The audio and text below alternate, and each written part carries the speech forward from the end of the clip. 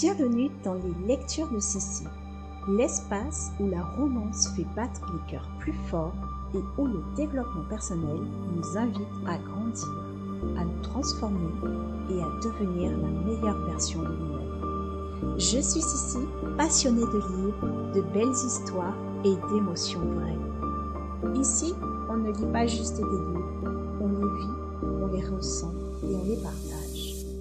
Que tu sois là pour frissonner devant une romance qui te donne des papillons ou pour te nourrir d'une lecture qui te fait avancer dans ta vie, tu es exactement là où tu dois être. Alors, installe-toi confortablement, prends ton thé ou ton café préféré et laisse-toi porter.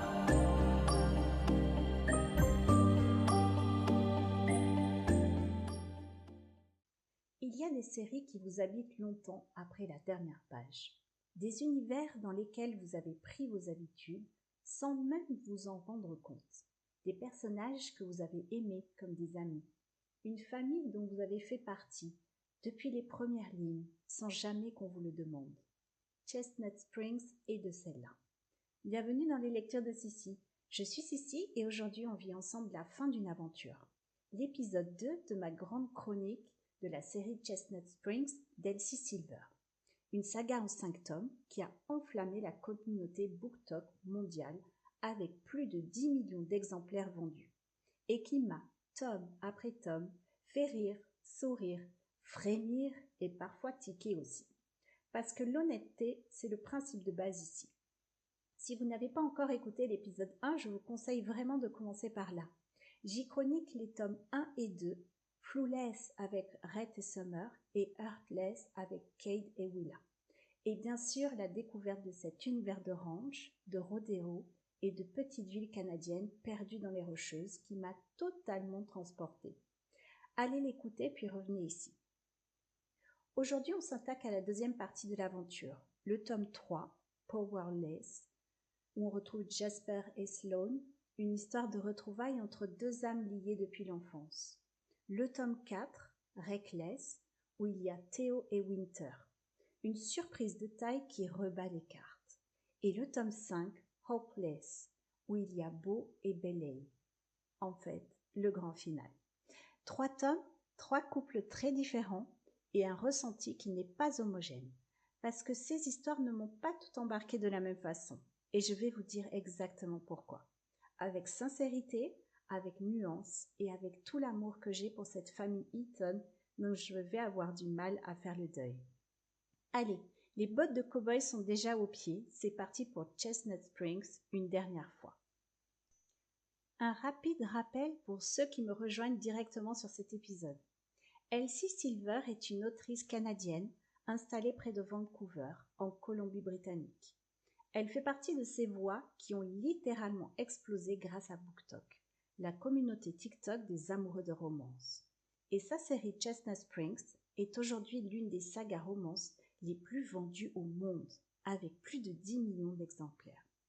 En France, les livres sont publiés aux éditions BMR, Black Moon Romance, et les tomes 3, 4 et 5 ont été traduits par Anaïs Gouakoun.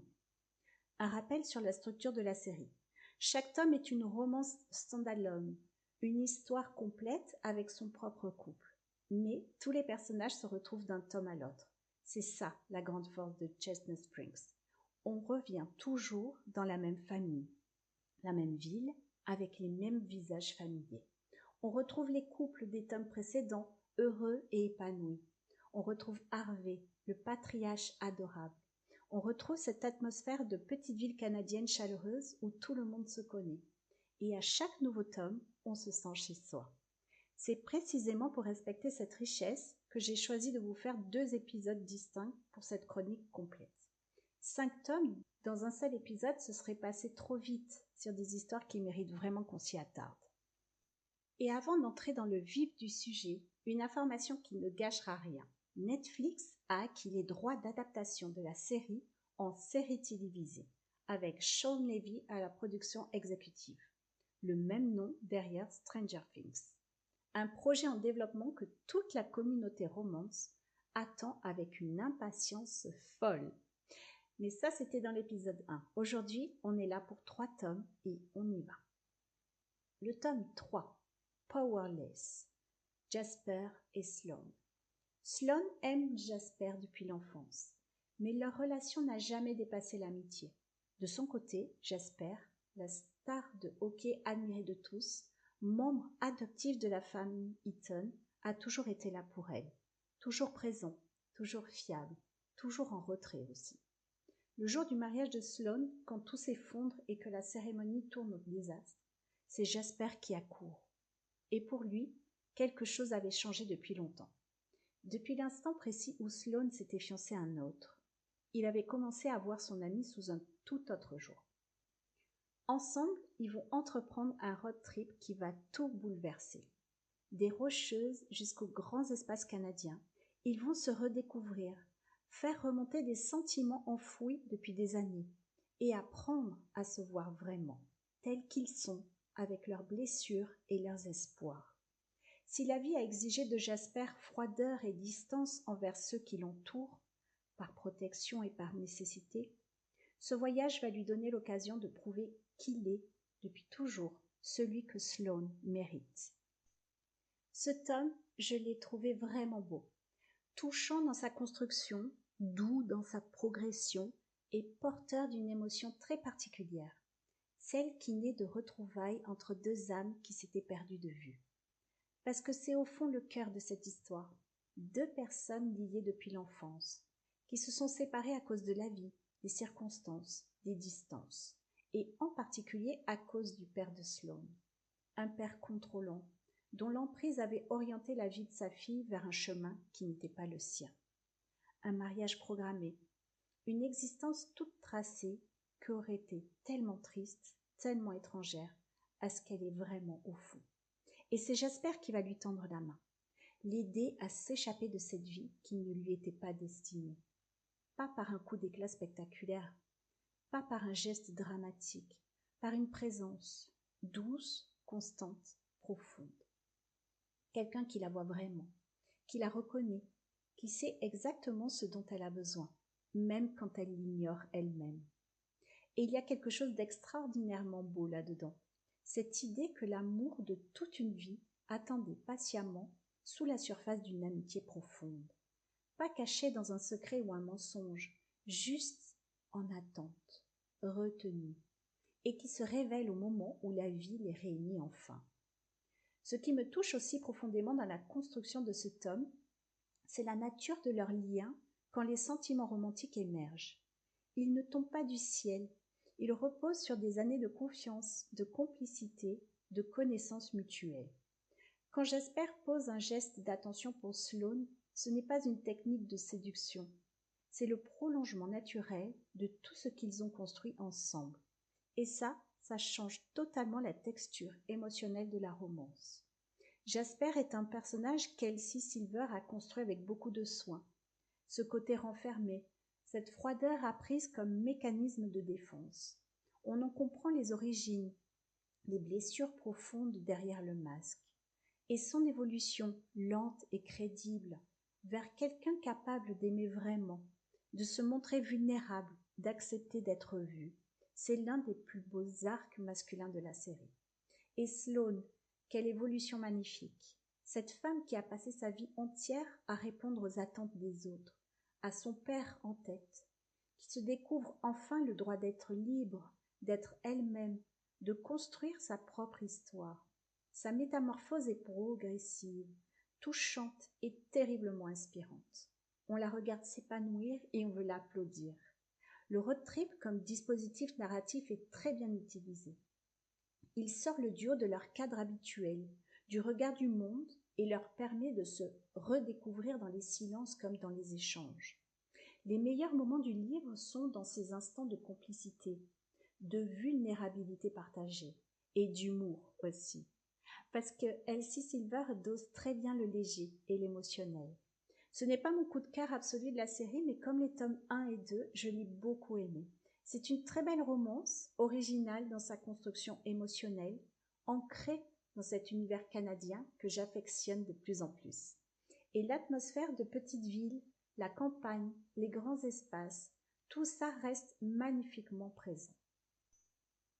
Mention personnelle dans ce tome, on croise des personnages de l'autre série d'Elsie Silver, les Ranch de Ruby Creek, notamment Violette, la sœur des Eaton, dont on entend parler depuis le tome 1 de Chestnut Springs. Je vous avoue que ça m'a vraiment donné envie de plonger dans cette série ensuite. Je sens que je ne vais pas résister très longtemps. Powerless explore avec beauté la libération des attentes parentales et familiales, s'affranchir des scénarios écrits par d'autres pour trouver enfin sa propre voie.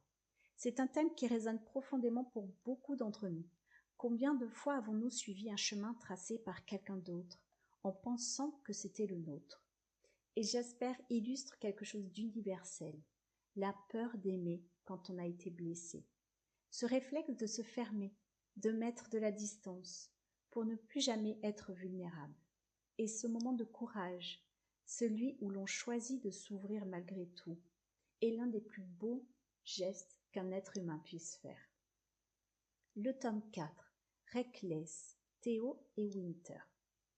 Winter Hamilton a toujours tout géré seule. Froide en apparence, autosuffisante par nécessité, elle est la cadette de la famille Hamilton, tout le contraire de sa sœur Summer. Une femme blindée, construite pour ne pas plier. Theo Silva est Bull Rider, jeune, solaire, charismatique. Il est aussi l'un des protégés de Rhett Eaton sur le circuit du rodéo. Or, Rhett est le beau-frère de Winter. Ce détail a toute son importance, vous allez voir pourquoi. Quand Theo découvre l'existence d'une petite fille, Vivi, née de leur unique nuit ensemble il y a près d'1 an, tout bascule. Il ne savait rien. Elle avait tout géré seule. Et maintenant qu'il sait, il est absolument décidé à prendre ses responsabilités. Pas par obligation, mais par choix. Entre ces deux personnages que tout oppose, lui solaire et déterminé, elle froide et sur la défensive, une relation va se construire, lentement, maladroitement, mais avec une sincérité qui va toucher au cœur. Je vais être honnête avec vous dès le départ, parce que c'est le principe ici, ce tome m'a demandé de la patience au début. Et je pense qu'il est important de le dire. La prémisse de l'histoire m'a accrochée comme une écharde pendant une bonne partie des premières pages. Comment une grossesse a-t-elle pu rester ignorée aussi longtemps, dans un contexte où Rhett est à la fois le coach de Theo et le beau-frère de Winter? Cette proximité entre les personnages rendait la dissimulation très difficile à croire. Et si Theo était si attaché à Winter, s'il voulait tellement la retrouver, comment ne s'était-il pas manifesté bien avant? Cette question a tourné en boucle dans ma tête, et elle a créé une résistance réelle dans les premières pages. Et puis, je me suis laissée attendrir, progressivement, naturellement, presque malgré moi. Parce que Theo Silva, une fois qu'on lui laisse vraiment la chance de se révéler, est un personnage d'une rare qualité. Une intensité, une douceur, une patience envers Winter et Vivi qui finissent par conquérir totalement. Il y a des hommes dans la romance qu'on aime parce qu'ils sont sombres et torturés. Theo, lui, on l'aime parce qu'il est lumineux et ancré. Un homme qui assume ses responsabilités non par obligation, mais parce qu'il veut être là. Parce que ces deux personnages valent chaque effort qu'il fournit. Quel bonheur de voir cet homme transformer peu à peu le personnage de Winter. Lui apprendre l'amour avec un grand A. Lui apprendre que l'on peut laisser entrer quelqu'un sans que ça signifie se rendre vulnérable ou perdre le contrôle. Ça, c'est une construction émotionnelle magnifique. Et Winter, quel personnage fascinant. Froide en surface, blindé par nécessité, tout le contraire de Summer, mais derrière cette carapace construite à force de coups durs, il y a quelqu'un de profondément forte, profondément émouvant. La suivre, apprendre à faire confiance, couche après couche, accepter d'être aimé sans que ça lui coûte tout. C'est un arc émotionnel parmi les plus riches de la série. Et puis il y a Vivi. Ce petit bout de chou fait tellement dans cette histoire. Elle n'est pas un décor, elle n'est pas un prétexte. Elle est un vrai personnage vivant, adorable, profondément impliqué dans la dynamique entre Theo et Winter. Il y a des scènes entre les trois qui donnent des envies de famille, qui réchauffent profondément, et elles comptent. Donc oui, ce tome m'a demandé de la patience, mais j'ai beaucoup aimé aussi. Et je suis très heureuse d'avoir persévéré au-delà de ma résistance initiale, parce que ce couple m'a finalement vraiment touchée au cœur. Reckless explore la maternité comme terrain de force et de reconstruction. Winter a porté seule ce qu'elle n'aurait pas dû porter seule, et cette expérience a forgé quelque chose d'extraordinaire en elle. Le roman parle aussi de la confiance comme apprentissage. Winter ne fait pas confiance facilement, et pour de très bonnes raisons. La voir pas à pas apprendre que certaines personnes méritent qu'on leur ouvre la porte. C'est profondément humain. Et Théo illustre la responsabilité choisie par amour, pas par obligation. C'est une belle et vraie leçon. Le tome 5, Hopeless, Bo et Bailey. Bo Eaton. Voilà un nom qu'on attendait depuis longtemps dans cette série. Le frère le plus solaire, le plus charmeur, le bout en train de la famille Eaton. Présent à chaque tome comme une présence légère et joyeuse, une constante dans la dynamique familiale. Depuis son retour d'une mission militaire qui a très mal tourné, Bo est à la dérive. Renfermé, sombre, portant des cicatrices que personne ne mesure vraiment. Le Bo d'avant n'est plus tout à fait là. Bailey Jensen est la serveuse du seul bar de Chestnut Springs, l'outsider. Celle dont la famille a mauvaise réputation depuis toujours dans la ville, jugée, mise à l'écart, regardée de travers. Elle n'a qu'un seul objectif, économiser assez d'argent pour partir, loin de Chestnut Springs et de son passé. Quand Bo lui propose un marché, une fausse relation, un faux engagement, pour calmer les inquiétudes de sa famille d'un côté et lui donner un peu de respectabilité de l'autre, Bailey accepte. Ce qui devait rester du théâtre va se transformer progressivement en quelque chose de bien plus réel et de bien plus dangereux pour les deux cœurs. Celui-là, je l'attendais depuis le début, sincèrement. Bo m'avait séduit dès les premiers tomes. Ce frère enjoué, charmeur, toujours présent pour faire rire avec ses taquineries et son énergie contagieuse. Et quand il est parti à la guerre, quand son absence commençait à peser de tome en tome, mon impatience grandissait vraiment. Et là, j'ai eu du mal à le retrouver. Et je veux être claire sur ce point. Pas parce que la transformation due au trauma de guerre n'est pas crédible. Elle est totalement. Il est parfaitement logique qu'un homme revienne de ce qu'il a vécu profondément changé, plus sombre, plus distant. Je comprends ce beau-là. Mais malgré ça, même après sa reconstruction progressive grâce à Bailey, même dans ses moments de tendresse, il reste pour moi quelque part trop détaché, trop opaque, comme si je n'arrivais pas vraiment à l'atteindre. Le beau séduisant, drôle et sympathique que j'aimais tant dans les tomes précédents, je ne l'ai pas tout à fait retrouvé. Et c'est une petite déception personnelle, bien réelle. Ce que beaucoup de lectrices soulèvent également dans la communauté. Sa reconstruction émotionnelle est parfois traitée avec une rapidité qui peut surprendre. Des traumatismes profonds de guerre qui se résorbent en quelques chapitres. C'est un message d'espoir, mais pour un sujet aussi délicat, on aurait aimé un peu plus de profondeur, un peu plus de temps passé dans les ombres avant la lumière. En revanche, Bailey, je l'adore. Elle est drôle, directe, sans filtre, et ses échanges avec Bo sont parmi les plus savoureux de la série. Ses répliques, son humour, sa façon de ne jamais se laisser intimider. C'est absolument jouissif à lire. Et sa résilience, face à une ville entière qui la juge sur son nom de famille. Son courage, sa détermination à s'en sortir. Elle est terriblement attachante. La voir être accueillie sans condition par les femmes du clan Eaton, sans jugement, sans arrière-pensée, avec une chaleur immédiate. Et c'est un très bon moment de fin de famille. Un de ces moments qui font partie de ce que j'aime le plus dans cette série. Leur dynamique de fausse relation fonctionne très bien. Les tensions sont réelles, les moments d'humour sont très réussis. Et quand les lignes commencent à s'effacer entre le jeu et la réalité, il y a de vrais frissons. Et puis, il y a Harvey, ce personnage absolument extraordinaire qui traverse toute la série comme le cœur battant de la famille Eaton. Drôle, touchant, présent à chaque instant pour son fils, pour sa famille. Un père modèle, avec ses imperfections bien humaines. Le voir connaître lui aussi le bonheur dans ce dernier tome m'a vraiment émue. C'est mon coup de cœur personnel de Hopeless. Ce père adorable qui méritait son happy end, autant que chacun de ses fils. Et retrouver toute la famille Eaton au grand complet dans ce dernier tome. Tous les couples, tous les enfants, toute cette chaleur et cette énergie familiale. C'est une très belle façon de refermer une saga. Émotionnelle, chaleureuse, qui honore tout ce que ces 5 tomes ont construit. Hopeless aborde 2 thèmes forts et universels. Le premier, la guérison, comme processus non linéaire. Beau apprend que demander de l'aide n'est pas une faiblesse, que l'amour peut être une encre sans être une solution magique.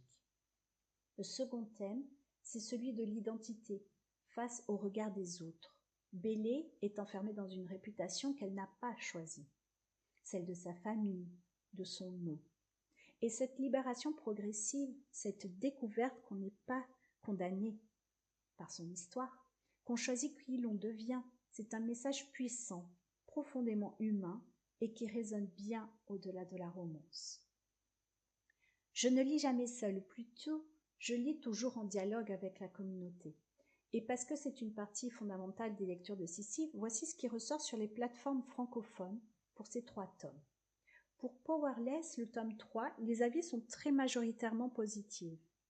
La communauté est conquise par le trope Friends to Lover et par la chimie de Jasper et Sloane. Qualifiée de douce, touchante, chargée d'émotions contenues qui éclatent au bon moment. Jasper reçoit beaucoup d'amour pour son côté protecteur et attentionné. Le road trip est salué comme bien construit. Harvey est cité encore et toujours comme le personnage le plus drôle et le plus attachant de toute la série. Ce n'est pas moi qui vais contredire ça. Quelques réserves portent sur la plume de scène adulte dans la seconde partie, jugée trop présente au détriment de la progression émotionnelle. Pour Reckless, le tome 4, les avis sont partagés, et c'est rare pour cette série. Une partie de la communauté en fait son tome préféré de la saga entière. Théo est salué comme un green flag absolu, respectueux, drôle, mature et patient. Winter est très apprécié pour sa profondeur et sa complexité. Vivi fit l'unanimité totale. Tout le monde fond pour elle sans exception. D'autres lectrices comme moi ont eu du mal avec la crédibilité de la situation initiale. Mais beaucoup finissent par s'y laisser emporter, exactement comme ça m'est arrivé. Pour Hopeless, le tome 5, les réactions sont nuancées. Bailey est universellement adoré, son franc-parler, son humour sans filtre et sa résilience font un personnage très apprécié. Beau est plus divisé. Certaines ont été totalement emportées par sa reconstruction, d'autres auraient voulu plus de profondeur dans le traitement de son trauma.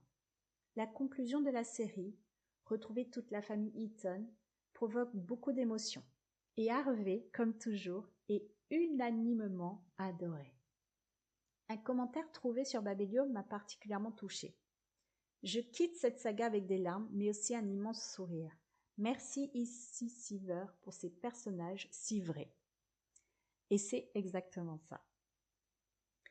Je veux m'arrêter un instant sur quelque chose d'important, et je vais le dire avec la franchise qui caractérise les lectures de Sissi, parce que vous méritez une information complète et honnête pour faire vos choix de lecture. Les tomes 3, 4 et 5 de Chestnut Springs, comme l'ensemble de la série, sont des romances adultes, avec un niveau de contenu spicy très significatif. Les scènes explicites sont fréquentes et le langage employé est parfois très brut, très direct dans les échanges entre les personnages. Je l'avoue, et je pense qu'il est important que je le dise clairement, certains passages m'ont paru un peu limites dans leur formulation. Un registre qui par moments dépassait ce que je trouvais nécessaire à l'histoire. Ce n'est pas de la pruderie, j'assume totalement de lire de la romance adulte, mais il y avait dans certains échanges une crudité qui n'était pas toujours de mon goût personnel, et j'assume de la nommer. Si vous êtes sensible au langage très cru, si les scènes explicites fréquentes ne correspondent pas à vos préférences de lecture, la série Chestnut Springs dans son ensemble est à aborder avec prudence. Pour les lectrices de spicy romance assumées, en revanche, vous trouverez ici largement votre compte. Voilà, c'est dit. Alors, bilan de ces 3 derniers tomes et bilan de la série Chestnut Springs dans son ensemble. Powerless, le tome 3, une romance douce, touchante, qui repose sur quelque chose de rare. 2 personnes qui se connaissent depuis toujours, qui se sont perdues et qui se retrouvent. Jasper et Sloane m'ont touché au cœur. Pas un coup de cœur absolu, mais un très beau tome. Plein de cette douceur que j'aime dans cet univers. Je le recommande chaudement. Reckless, ce tome 4, un tome qui demande de la patience, je ne vais pas vous le cacher. La situation initiale m'a résisté, mais une fois qu'on lui laisse la chance de se déployer, il y a quelque chose de vraiment beau ici. Théo d'une intensité et d'une douceur rare, Winter qui s'épanouit magnifiquement, Vivi qui attendrit tout le monde. Je me suis laissée attendrir et j'ai beaucoup aimé aussi. Hopeless, le tome 5, celui qui m'a le plus déçu par rapport à mes attentes. Non pas parce que l'histoire n'était pas belle, mais parce que le beau que j'espérais retrouver n'était pas tout à fait là. Bailey est magnifique, leur dynamique fonctionne et la conclusion avec toute la famille Eaton est profondément émouvante. Mais ce tome laisse un goût d'incomplet pour qui attendait beau autant que moi. Et la série dans son ensemble. Chestnut Springs est une saga qui mérite amplement son succès mondial. 5 tomes avec de l'âme, une famille, les Eaton, que l'on aime collectivement et profondément. Un univers canadien magnifique, des grands espaces, des ranchs, des petites villes de cartes postales, et une autrice, Elsie Silver, dont la plume est fluide, émotionnelle et addictive. Est-ce que je vous la recommande? Absolument. Avec toutes les nuances que je vous ai partagées et avec une mention spéciale du fond du cœur pour Harvey Eaton, ce père extraordinairement attachant dont le bonheur final m'a vraiment émue. Je suis tellement heureuse qu'Elsie Silver lui ait offert ça. Merci de m'avoir suivi tout au long de cette aventure Chestnut Springs et dans cet épisode qui la referme. Si vous avez des avis à partager, des questions, si vous n'êtes pas d'accord avec moi sur Beau ou sur Reckless, je veux tout lire dans les commentaires. Retrouvez aussi l'article complet avec les fiches livres sur le blog www.leslecturesdecici.com. Je vous dis à très bientôt pour de nouvelles lectures qui touchent le cœur et qui éveillent l'esprit. Prenez soin de vous, à bientôt. Et voilà, on arrive à la fin de cet épisode. Et comme toujours, j'espère qu'il t'a apporté quelque chose. Un coup de cœur à noter, une réflexion à méditer ou simplement un bon moment de complicité littéraire partagé ensemble. Si cet épisode t'a plu, n'hésite pas à le partager autour de toi, à t'abonner au podcast pour ne rater aucun épisode et à me laisser un commentaire ou un petit message. Rien ne me touche plus que vos retours, vraiment. Tu peux aussi me retrouver sur le blog www.leslecturesdecici.com ainsi que sur les réseaux sociaux où je partage chaque semaine mes chroniques, mes découvertes et mes coups de cœur. N'oublie jamais, des livres qui touchent le cœur et éveillent l'esprit. Et c'est exactement ce qu'on fait ici, ensemble. À très vite pour un nouvel épisode. Prends soin de toi et surtout, lis de belles histoires.